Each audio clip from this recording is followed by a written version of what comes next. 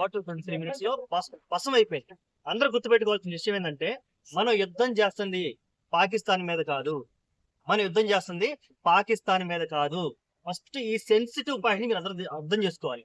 మనం యుద్ధం చేస్తుంది టెర్రరిజం మీద. ఈ టెర్రరిజాన్ని పెంచి పోషిస్తుంది ఎవరు? అది పాకిస్తానా, లేకపోతే ఇంకొకళ్ళ, వేరే వేరే గ్రూపులా, అది మనకు సంబంధం లేదు. ఒకవేళ వాళ్ళు గనక ప్రత్యక్షంగా మళ్ళీ ఇన్వాల్వ్ అయితే వాళ్ళ మీద కూడా సేమ్ ఇంకొక ఆపరేషన్ ఉంటది. ఇది జస్ట్ ట్రైలర్ మాత్రమే అని చెప్పారు అందరూ. మీ అందరికి తెలిసే ఉంటుంది, ఆల్రెడీ వార్తలు చూసండి. ఇది జస్ట్ శాంపిల్ మాత్రమే, ఇది జస్ట్ ట్రైలర్ మాత్రమే, చిన్న టేజర్ అని చెప్పుకోవచ్చు. అర్థమైందా? ఇక నెక్స్ట్ లెవెల్ ఉంటది. ఏమన్నారు? దొంగనా కొడకలారా, వెళ్ళి మోడీకి చెప్పుకో అన్నారు. మోడీ విన్నాడు రా. రియాక్షన్ చూసారు ఎలా ఉందో? మోడీ విన్నాడు. మోడీ వింటే ఎలా ఉంటుందో ఈ రియాక్షన్ మీరు గుర్తుపెట్టుకోవాలి, జీవితాంతం గుర్తుపెట్టుకోవాలి. ఇంకెప్పుడైనా సరే నరేంద్ర మోడీకి చెప్పుకోండి, వెళ్ళి మీ జైశంకర్ చెప్పుకోండి, యోగి ఆదిత్యనాథ్కి చెప్పుకోండి. ఇలాంటి డైలాగులు వేయొద్దు. మీకు అసలు డైలాగులు వేయడానికి కూడా మీకు ఛాన్స్ లేదు. అక్కడ ఇద్దరు వీర మహిళలు ఈ ఆపరేషన్ డీల్ చేశారు. ఆపరేషన్ సింధూరి పేరు పెట్టడం, అలాగే ఇద్దరు వీర మహిళలు దీన్ని డీల్ చేయడం వెనక ఉన్న కారణం ఏంటంటే, కేవలం మగవాళ్ళని, అది హిందూ మగవాళ్ళని మాత్రమే టార్గెట్ చేసి చంపడం. మన హిందూ సనాతన ధర్మంలో ఏంది, భర్తలు చనిపోతే బొట్టు తీసేస్తారు. వాళ్ళు ఉంటే మనం బొట్టు పెట్టుకుంటాం మహిళలు. అంటే సింధూరం. ఆ సింధూరానికి ప్రతిబింబంగా వాళ్ళ యొక్క వీర మరణానికి గుర్తుగా, వీర వనితలు గుర్తుగా ఇద్దరు వీర వనితలు, సోఫియా ఖురేషి అండ్ బ్యామికా సింగ్, ఇద్దరు ఈ ఆపరేషన్ ని విజయవంతంగా పూర్తి చేసి వెంటనే మళ్ళీ ప్రెస్ మీట్ పెట్టి అఫీషియల్ గా కన్ఫర్మ్ చేసి. ఓకేనా? కాబట్టి ఇంకెప్పుడు కూడా మోడీకి చెప్పుకోండి, అది చెప్పుకోండి అన్నద్దు. గుర్తుపెట్టుకోండి, మన యుద్ధం కేవలం టెర్రరిజం మీదే.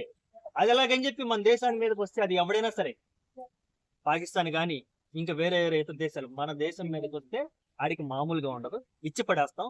ఇది జస్ట్ టీజర్ మాత్రం. పిక్చర్ బాకీ అని చెప్పి ట్వీట్ చేశారు. ఓకేనా? ఉంది, చాలా ఉంది. ఈ సందర్భంగా చాలా మంది సెలబ్రిటీలు సోషల్ మీడియాలోకి వచ్చి వాళ్ళ అభిప్రాయాలని తెలియజేస్తున్నారు. నాకు అన్నిటికంటే బాగా నచ్చింది ఏంటంటే, అసదుద్దీన్ ఓవైసీ గారు ట్వీట్ చేశారు. ట్వీట్ చేసి జై హింద్ అన్నారు. దాన్ని నేను చాలా హ్యాపీగా ఫీల్ అవుతున్నా. ఎగ్జాంపుల్ ఆయన చెప్తే, మీరు చెప్పమన్నారు కదా, చెప్తే ఎట్లా అయింది అనేది బెస్ట్ ఎగ్జాంపుల్. నిజంగా చాలా గొప్ప అనిపిస్తుంది. ఇంత ముందు పవన్ కళ్యాణ్ ఒక మాట అన్నాడు, ఎవరైనా సోషల్ మీడియాలో ఇండియన్ ఆర్మీ నుంచి తప్పుడు రాసే మాత్రం ఊరుకునే ప్రసక్తి లేదు ఆయన చెప్పాలి. కానీ చాలా మంది కూడా ప్రతి ఒక్కరు ఉగ్రవాదం చేయాలన్నా, టెర్రరిస్ట్ సృష్టించాలన్నా కూడా నిజంగా భయపడతారన్న నమ్మకం కలిగింది. చాలా చాలా గొప్ప. నేను యాజ్ ఇండియన్ గా నేను చాలా ఫీల్ అవుతున్నా. మేరా Bharat proud to be Indian అని చెప్పుకొచ్చాను. ఒక్కసారి భారతదేశం తలుచుకుంటే, నీకు దమ్ము ఉంటే ఇక్కడ తెలంగాణకి రారా నా కొడక చెప్తున్నాను. అసలు అమాయకులు చంపడం కదా, లేని వాళ్ళు ఒక అమాయకులు చంపావు, అమాయకులు చంపావు. హిందుస్థాన్ ఈ కులం మతం, ఏ కులం అయితే ఏ మతం అయితే నీకేం కావాలి నా కొడక? భారతదేశం కొడక, చచ్చిపోతున్నా కొడక, ఒరే పాకిస్తాన్ కొడక, ఒరే భారతదేశం గెలవాలరా పాకిస్తాన్ కొడక. ఏ కులం అయితే ఏ మతం అయితే నాకు ఏం కావాలరా నీకు? నీ మతంతో పనేట్రా నీకు? మతంతో పనేట్రా నీకు? పాకిస్తాన్ కొడక. ఇట్లా చాలా మంది ఒక అమ్మాయికి చచ్చిపోయారా బాబు, చిన్నపిల్లలు రా, ఒక అమ్మాయికి చచ్చిపోయారు నీ వల్ల.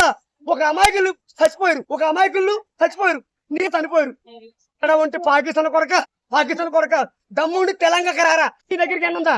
నా దగ్గరికి ఏనుందిరా నాకు? ఒక్కసారి కేనతో పేలిస్తే నీ మొత్తం నాకాడు వంక బాగుంది. నా దగ్గర పాకిస్తాన్ కొడక, నా దగ్గర వంక బాగుందిరా. పడగొట్టుకున్నా కొడక, పాకిస్తాన్ కొడక. వస్తావా బాంబు పెట్టి చెప్తాను. అందుకే ఉగ్రవాదులన్నీ నీకు దొంగ పేరు. అసలు ఉగ్రవాది పేరే నీకు.